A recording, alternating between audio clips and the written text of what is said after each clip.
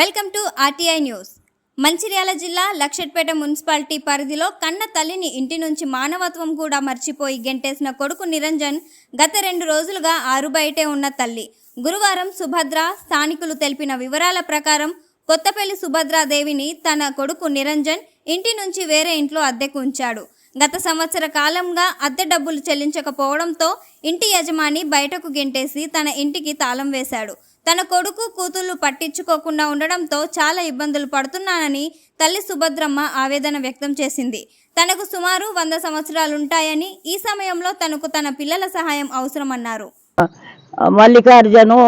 మల్లికార్జున కిరాయికి ఉన్నాడు. కూలిపోయినా కానీ కప్పుతలేరు, వరకు కప్పుకొని ఉన్నారు. నేను రత్నాకర్ వకీలు అబ్బాయి ఎట్లా కట్టినవి అని అన్నాడు. ఇప్పుడు కిరాయి ఉంటాను అమ్మిందా? మరి ఇప్పుడు తాళం ఎందుకు వేసుకొని వెళ్ళిపోయిండు కిరాయినే? అదా కిరాయి ఇస్తలేడని బదరం కరెంట్. ఇప్పుడు ఎన్ని రోజులు నువ్వు బయట ఉండబట్టి ఇక్కడ? 2 ఏళ్ళు ఇచ్చిన కొన్ని, కానీ ఆ కిరాయి అంటే బకాయి ఉండే వీళ్ళది. తండ్రి చచ్చిపోతే ఎన్నో రోజుల బీడున్నది. బీడుంటే ఆ పైసలు కట్టమంటాడు. ఇప్పుడు నీ కొడుకు నిన్ను పట్టించుకుంటాడా? నీ కొడుకు నిన్ను పట్టించుకుంటాడా? ఎప్పటి నుండి పట్టించుకుంటాడమ్మా? ఓషానొద్దులేదా, అన్నం పెడతలేడా? నీకు అన్నం పెడతలేడా? నాకు అన్నం ఎందుకు బిడ్డ, నేనే మంటికి పెడతా. నీ కొడుకు పేరు ఏం పేరు? నిరంజను. నీరంజన సాంబయ్య అని పెట్టిండ్రు. వానికి మా మేనత్తకు దత్తు చేసిన. మరి ఇప్పుడు నీ కొడుకు చెప్పిన ఇక్కడ ఉన్నా అని? ఉన్నాడు అన్ని ఉన్నాడు. ఇప్పుడు బాగా పని చేస్తుంది. ఇంటికి తీసుకుపోతలేడా? ఇంటికి తీసుకుపోతలేడా?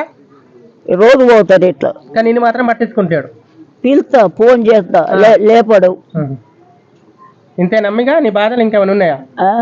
ఇంకా నీ బాధలు ఉన్నాయి? ఇంకా బాధలు ఎందుకు లేవు, నాకేమి లేదు. గదొక్క బాధ పోతే ఇటుకాల భూములు ఉన్నాయి, అవి అమ్మేదానికి ఇది ఉంటాయి అన్న.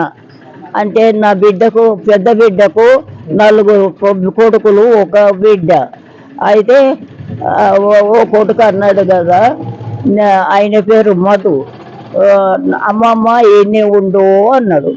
అంటే ఉంటా కానీ నా భూములు నాకు ఏమేమి ఉన్నాయో ఆ కాగితాలు చూడు, ఆస్తి చూడు. నీ ఊర్లో ఉంటే నీ భార్యలతోనే కాదు, నాకేరే ఇల్లు చూసి నేను ఇల్లుకి రాయి కడతా, నువ్వేమో పని మనుషులు పెట్టుకున్నా. ఇక అదే నా తప్పు.